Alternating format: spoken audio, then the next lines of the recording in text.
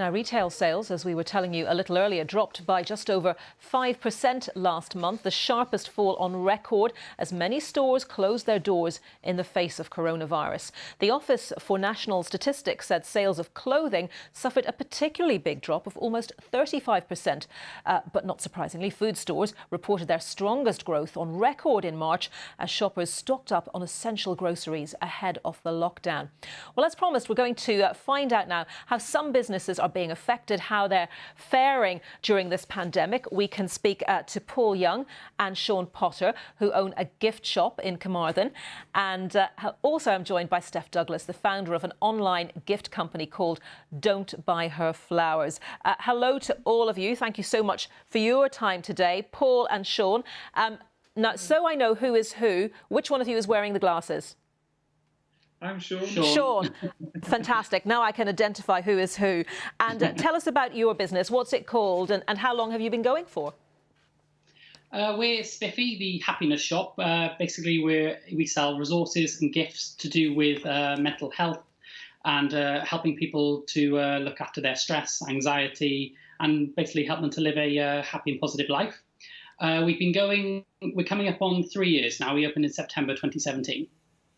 And Sean, essentially, the main focus of your business is the physical shop, the bricks and mortar shop. Is that right? Yeah, so the bricks and mortar shop opened first, and then we slowly made a transition online, probably 2018 now. So, yeah, we've got an online presence. We've got an online website, which is working quite nicely. So we were prepared, but yeah, certainly the volumes and things have shifted. OK, we'll explore that a bit more in a moment, but let me talk now to Steph. Steph, hello to you. In contrast to Paul and Sean, you've always been an online business, so has that been a big advantage during this pandemic?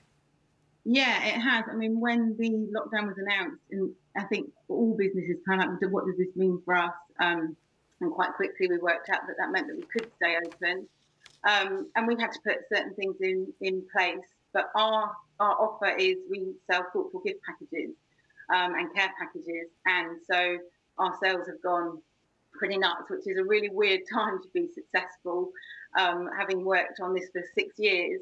But it meant that we have been prepared. Obviously, we're dealing with greater volume and also the issue of making sure everyone's safe, making sure the warehouse is safe and all the team feel safe.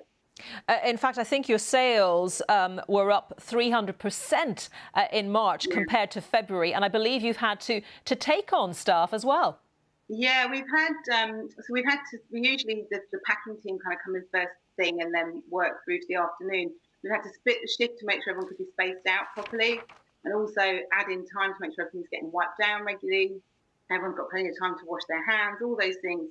So, and then we've found where the warehouse is in Gloucestershire, we've had people that we know who are self-employed who can't work, who are desperate for work. So they've been able to pick up some of those shifts as well, and we've made the shifts longer. So we've got more hours for our team who at the moment are really happy to do that.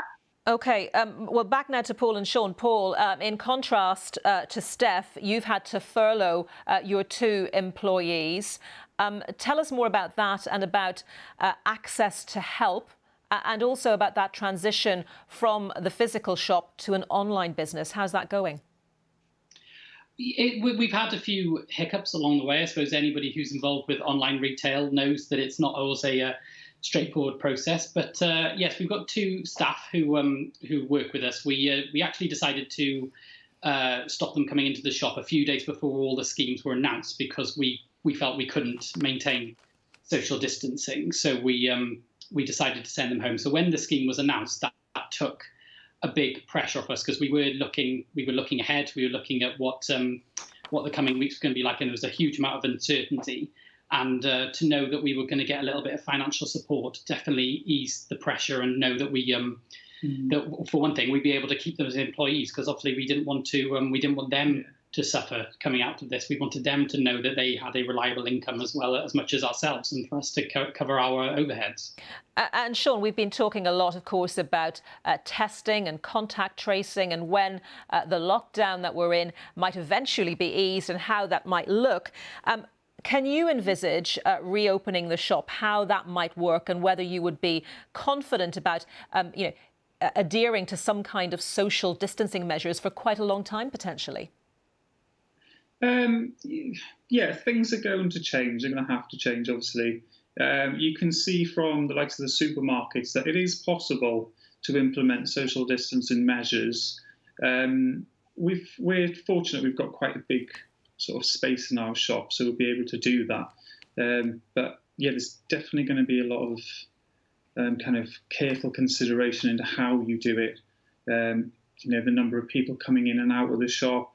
The priority for us, obviously, is the safety of our staff first and foremost, and our customers. But it's something you'd be keen to get back to reopening the shop as soon as practically possible? As soon as it is sort of deemed safe to do so, yeah, absolutely. Steph, sorry, I thought you'd finished your thought there, Sean. You wanted to say something else.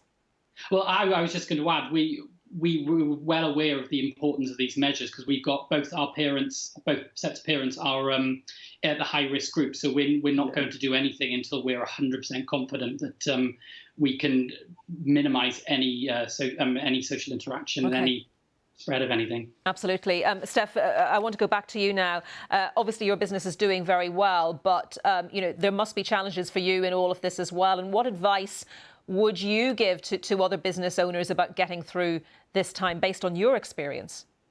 I think we're taking it each week as it comes at the moment, or even each day, because I think things like some of our suppliers closed quite quickly. I was listening to the news piece before, and I think some made a decision to close and now are opening.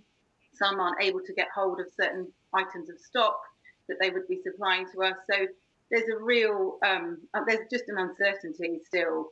But I think it's taking it really slowly. And at times, we've had to turn off the website essentially to make sure that we're not overwhelming the team so we can keep everyone safe. So I think that's really important. But we're also looking at other products. So things like books are selling really well. Steph, I'm really sorry to interrupt, but we are out of time. Steph Douglas and Paul Young and Sean Potter, thank you all very much and good luck with your businesses. It is time now for a look at the weather forecast, and let's get that from Matt.